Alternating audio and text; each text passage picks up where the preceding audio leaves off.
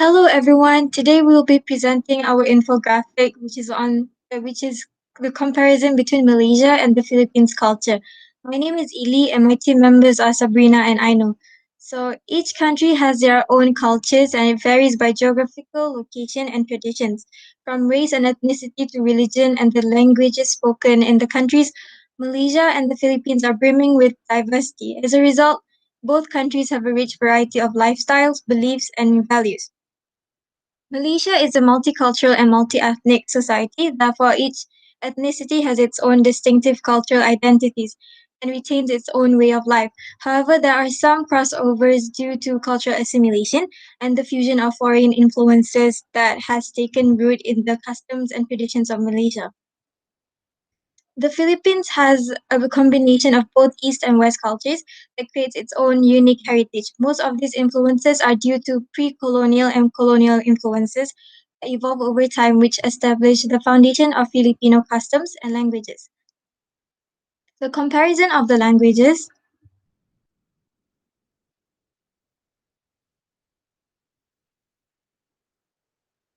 Malaysia is home to multiple languages and dialects as a result of many ethnicities residing in the country. Anywhere you go around the country, various different languages can be heard spoken in Malaysia. However, Bahasa Melayu or the Malay language is the national language of this country. Due to the Middle Eastern and Indian influence, the Malay language uses Arabic, Persian, and Sanskrit loanwords. There are also English borrowed words which are mainly for scientific terms. In the Philippines, there are over 150 languages spoken in the country, and at least 10 of them are referred to as major languages of the country, which includes Tagalog, Cebuano, Bicol, and Maranao. The Filipino language is a product of various colonial powers. It is from the fusion of Tagalog, Spanish, and English languages. These two languages fall under the family languages of Malayo-Polynesian languages, which is a subgroup of the Austronesian languages. Therefore, they share some linguistic commonalities, but they may have different meanings.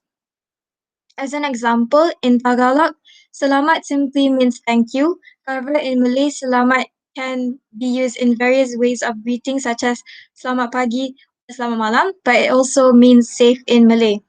We still have cognates between the Tagalog and Malay languages with the same meaning. Eyes in both Tagalog and Malay is mata, and the sky is referred to as langit in both languages. I'll pass it to Sabrina.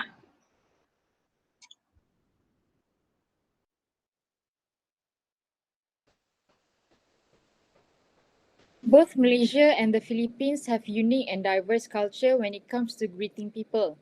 Greetings are very important in Malaysia and are thought to indicate the respect of an individual we show to another individual. When greeting a group of people, it is customary to welcome the oldest person first.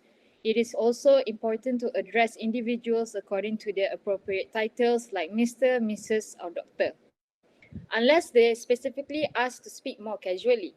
If someone indicate that they prefer to be addressed on a first name basis, other people may find them more comfortable to continue to use their title and last name. The common greeting across all ethnicities is a handshake. However, physical contact between men and women is not permitted in all circumstances. If greeting a Malaysian woman, wait to see if she extends her hand first before offering to shake.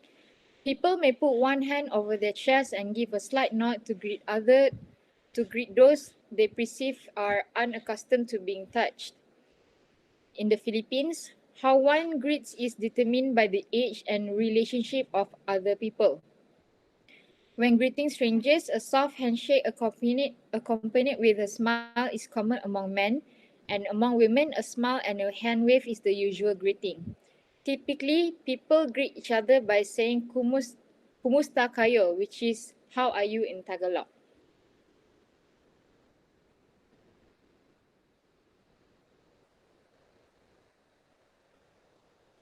When it comes to festivals, both countries have multiple traditional celebrations to celebrate annually.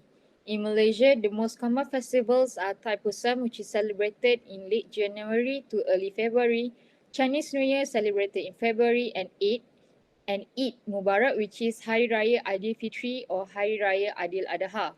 Eid is the largest celebration in the Islamic world. Hari Raya doesn't have a fixed date each year. Instead, religious experts determine the time based on the lunar Hijri month. In the Philippines, there are several annual festivals celebrated there too. Number one is Senulak Festival, which is a religious festival in the Philippines celebrated in Cebu every January. Dinayak Festival, which is the religious festival in the Philippines that celebrates the feast of the Santo Niño and the pact between the debtors and locals in Iloilo City. And lastly, we also have the celebration of Lechon Festival, which is one of the most unique festivals in the Philippines where you'll see crispy pork lechons dressed in cool outfits. Next, when it comes to clothes, in Malaysia, people celebrate according to their race, wearing baju Melayu or baju kurung for Malay, tangsu or cheongsam for Chinese, and kurta or sari for Indians. In the Philippines, they wear what is called to be barong Tagalog. When it comes to food, Malaysia has diverse kinds of food according to their race also. For Malay, they have nasi lemak. Chinese, they have kway teow. And Indians, they have murtabak or roti canai. In Philippines, they also have several cultural foods, and some of them are being adobo, sinigang, and sisig. For religion, in Malaysia, mostly are Islam, but however, other religions are also free to be practiced, such as Buddhism, Hindu, Christian, and other religions. Majority of Filipinos identify as Christian. More specifically, about 82% of them identify as Catholic, and the rest of the fraction are identified as Evangelical Christian, Iglesia Ni Cristo, and about 4.5% identify with some other Christian denomination. Of the remaining population, about 5% identify as Muslim, and some of them identify with other religion, and a minority of them were unspecified with no religion.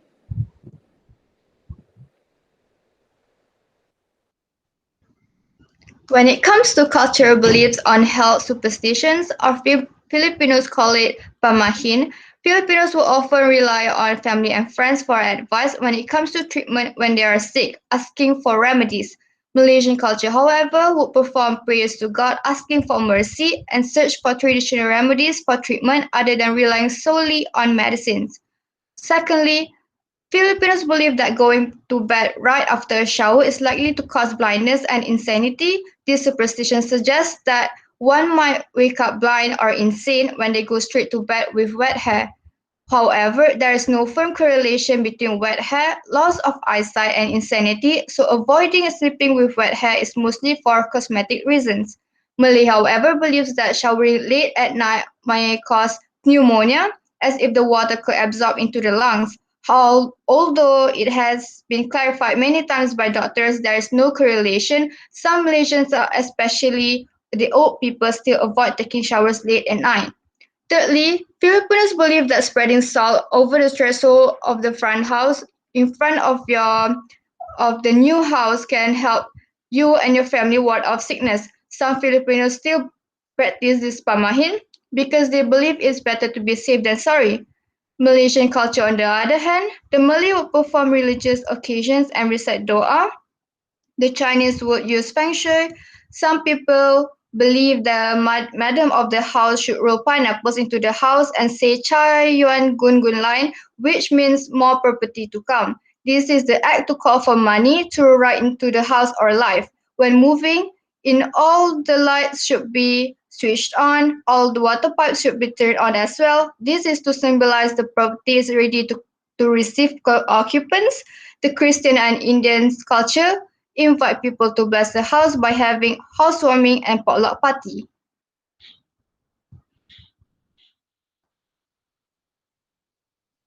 So when it comes to social cultural influences, the term family is crucially important for the Filipinos. It is known that Filipinos are family-oriented, as well as respected in the culture.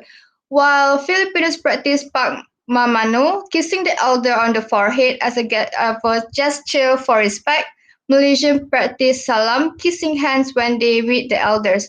Both acts are still being practiced up until today.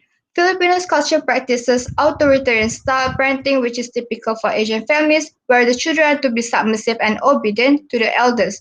This leads to their self-interest often being neglected due to parents being autocratic. Malaysian culture, however, is mixed. Some parents practice authoritarian style parenting, while half of more towards authoritative style. Compared to Filipinos, Malaysian parents are quite linear when it comes to children's opinion. While Malaysian parents believe children should not be involved in family matters, they would still give the children an involvement in decision making regarding the children's personal matters.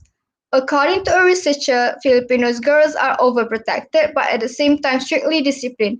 The women in the Philippines are known to be viewed as a mother or a housekeeper where they have to sacrifice themselves for the sake of their family. In context, they are expected to be undemanding, the loved ones and only ones are their motto, and keep a marriage intact no matter what the husband might do to the point where an unfaithful husband should be forgiven. Malaysian culture, however, did not support the unfaithfulness of a partner, which always leads to divorce every time there is a polarization in the relationship.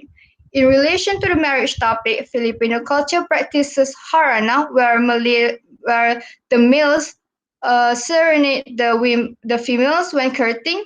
This culture practice is overly famous in the Philippines and is still being practiced by the Filipino.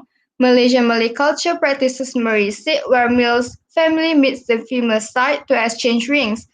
These are the terms and conditions for the engagement process.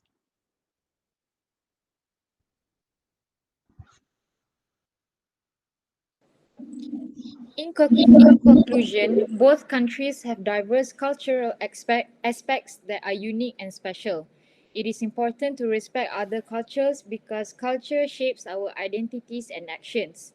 And also, cultural diversity allows us to accept and even integrate and assimilate with different cultures to some level. It is our differences that make life so interesting. As a result, celebrate the distinctions between yourselves and our culturally diverse companions.